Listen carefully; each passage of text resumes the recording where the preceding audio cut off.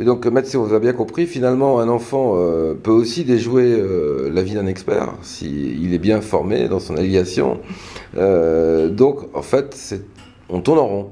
Alors, la plupart du temps, les magistrats sont frileux, a priori, pour prendre des décisions, veulent pas trop se mouiller, s'engager. On passe souvent par le point rencontre, qui est une forme de parloir de prison pour le père ou la mère et l'enfant, voilà. Vous pouvez nous commenter les points de rencontre, justement? Le point rencontre, hein, c'est vraiment c'est quelque chose d'extrêmement douloureux, à la fois pour le parent visiteur et puis aussi pour les enfants qui y sont soumis. Déjà, ça renforce l'idée que le parent est dangereux.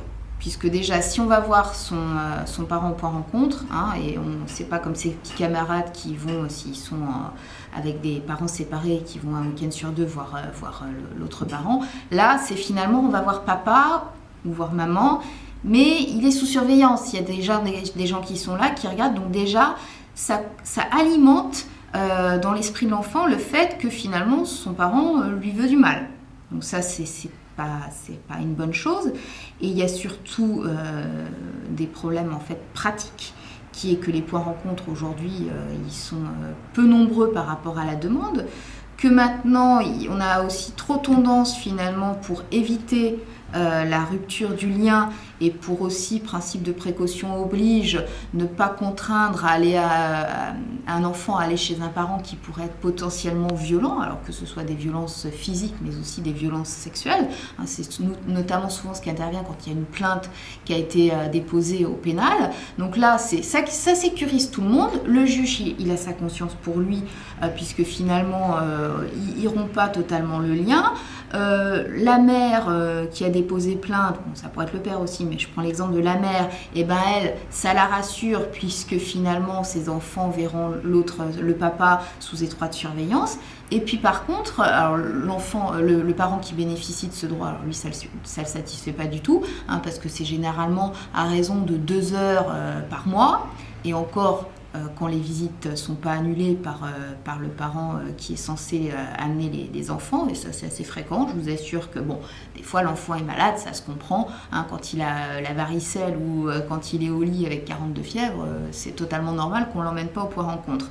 Mais après, il y a aussi la possibilité de proposer une autre visite que généralement le parent gardien, dit aliénant, ne fait pas. Donc il y a beaucoup de visites qui sautent, et de toute façon, quand elles ont lieu, c'est pas des conditions acceptables. C'est un peu inhumain, non? C'est totalement inhumain. Déjà, vous êtes quand même dans une proximité Sous surveillance. Donc. sur surveillance, puis vous n'êtes pas tout seul.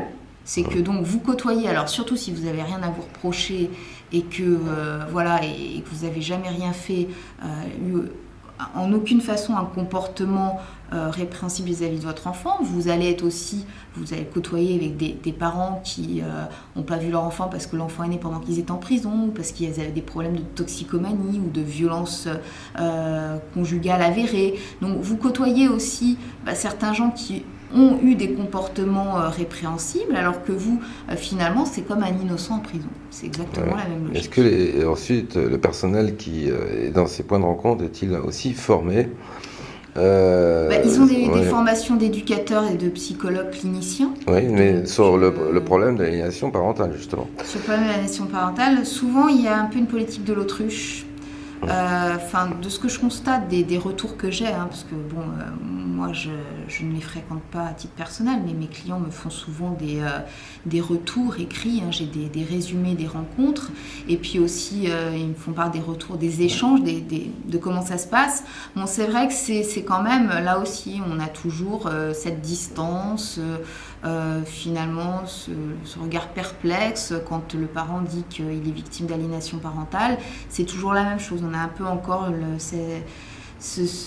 on pourrait penser aussi que le parent a une tendance à être victimisable, à se faire valoir victime, voilà. Hein, exactement, surtout quand vous avez, je prends l'exemple quand même assez embêtant, d'une mère qui a déposé plainte contre papa parce qu'il aurait commis des attouchements sexuels sur la petite fille.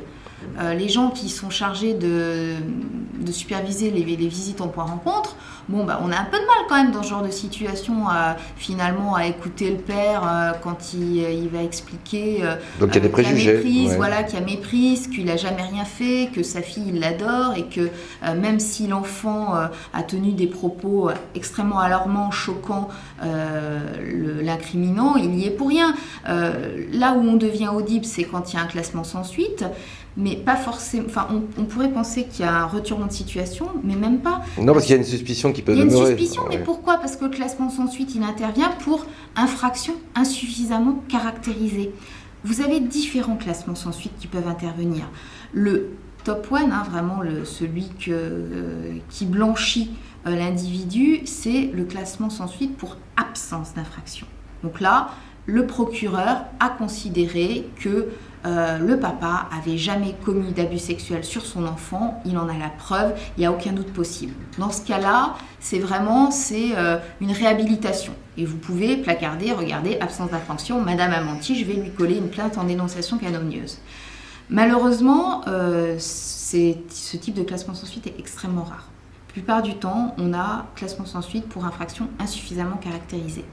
Et quand ça va jusque devant le juge pénal, le juge pénal fait toujours aussi sa petite leçon d'information où il dit que s'il relaxe la personne, s'il relaxe le père, c'est pas tant parce qu'il a la preuve et il a la conviction qu'il n'a jamais commis les faits reprochés, c'est juste qu'il n'a pas la preuve qu'il les a commis. Donc c'est aussi très dur, alors quand on sait qu'on n'a rien fait, de se voir entendre finalement on vous laisse tranquille mais c'est au bénéfice du doute. Oui, c'est le principe même du non-lieu en France.